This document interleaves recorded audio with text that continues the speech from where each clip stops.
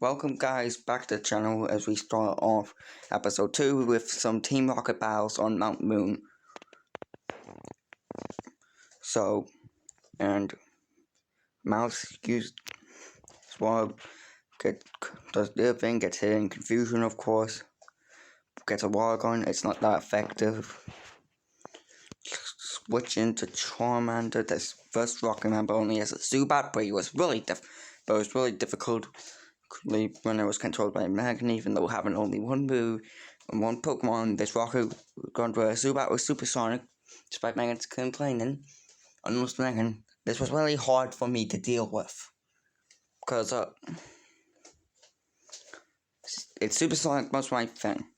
That's until I send in Fly the Pidgey, who soon somehow became the hero of this battle, getting out of confusion and landing takedowns to take down the Zubat. Fly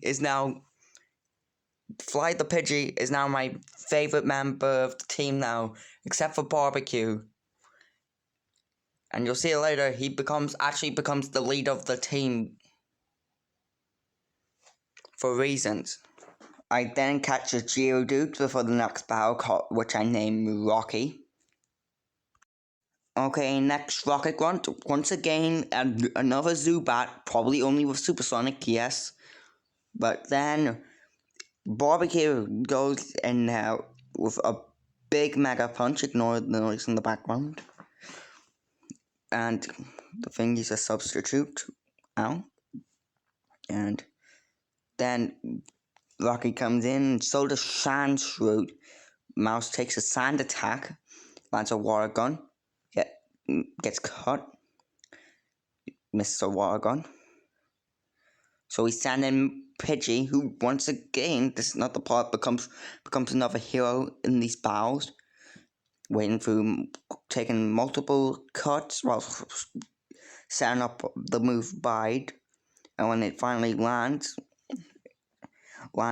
a big attack. Then we send it back in Rocky. That happens. It's down. Rock Slide to take the thing. Pidgey comes in again, avoids the supersonic, hits a quick attack, wins the match. Now we move into Barbecue, taking on the rest of the team, taking on the final Team Rocket Grunt. Rocky gets paralyzed by Muck's Body Slam. This Muck only knows Body Slam. Earthquake almost takes it out. So Atkins comes in. I read the switch, send in Mouse which I used in this battle for Death Fodder, which in those terms basically mean I kind of just sent it out there to take the damage and faint and get rid of it. And you know what I mean? If your people who watching this probably knows what a nuzlocke is, so yeah, there's my first death of the run, Mouse. RIP, buddy. But that allows Rocky the Geodude to come back in and deal with the Atkins with an Earthquake. Shush, birds. Then Barbecue lands a Body Slam. I get a little bit arrogant with this. I decide to style on, and Barbecue, the Charmander, my starter, is the second death of the run in the same bout. That's why I said that Pidgey became the leader, because my star died, and Pidgey became the new leader as Geodude finishes the battle. As now we get Kenny the Spearow. Also get the Lucky the Psyduck. I just realized most of my things except for Barbecue and Mouse end with Y. So to recap, the first casualties of the run were my starter Barbecue and Mouse. As we move on next, I'm gonna say I've made some changes to the team, like randomizing all these rivals Pokemon, and I'll make some changes that I think would make more sense in the games, like replacing one of Misty's Pokemon with Psyduck, and also in the non-gym leader battles for Giovanni, and in some more normal types and maybe a little bit more ground types, and changes some Pokemon up. So, yeah. I don't want to say it right now while I'm waiting, but as I said, A lot of my Pokemon have ended with Y. Lucky, Rocky, Planty, Fly, Kenny, and then there's the other two that don't follow that rule, which were Barbecue and Max. So we start our final battle of the episode, the second rival battle in Cerulean City. Well, there is another battle, but I am not doing that optional battle. Geodude quickly takes out Bulbasaur with a Fire Blast. Yes, Geodude can learn Fire Blast in Gen 1. With Charmander out of the way, that was my only hope of being Megan's starter. And this battle was pretty easy because a little thing, gotta say also, was very not wanting to end the run race, because for some reason I gave a Jigglypuff on the Sing and Rest on Megan's team. I'm sorry, Megan, I'll give you better Pokemon next time in the actual battles that are not generally battles that I've switched things out to. Alright, Kenny gets his first action and uses a fly Lanzalier, but gets hit with a Bubble Beam, and only in his first battle ever, Kenny the Spearow almost faints.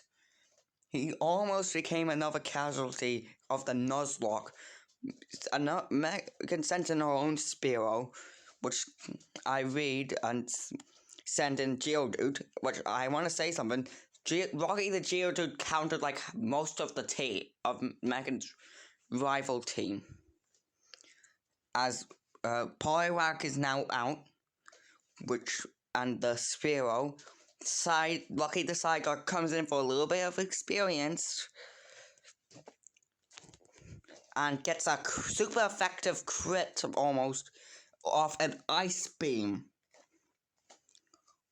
Also, he's level 20, because I thought it would make sense since only way Sideguard can be caught in Cerulean City Fishing Spot is with a Super Rod, which you can't basically would have used if it was a basic thing.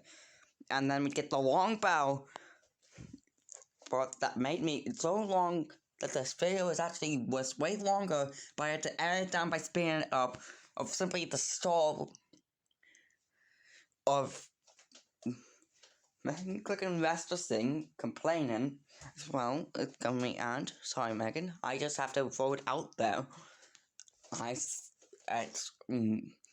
My bad. I didn't know this thing was gonna be your last Pokemon ever. I thought I would easily KO this thing, and your last thing would be, I don't know, the Spearow. So, long game. But I just do some pizzazz, send out Oddish, as rest heals happen more. That thing is asleep, I think. I can't read it from this far away. It looks too much like the symbol for when you get something gets poisoned, which happens a lot in competitive Pokemon and on Pokemon Showdown, because everyone brings most people bring toxic stall teams. And I win the battle.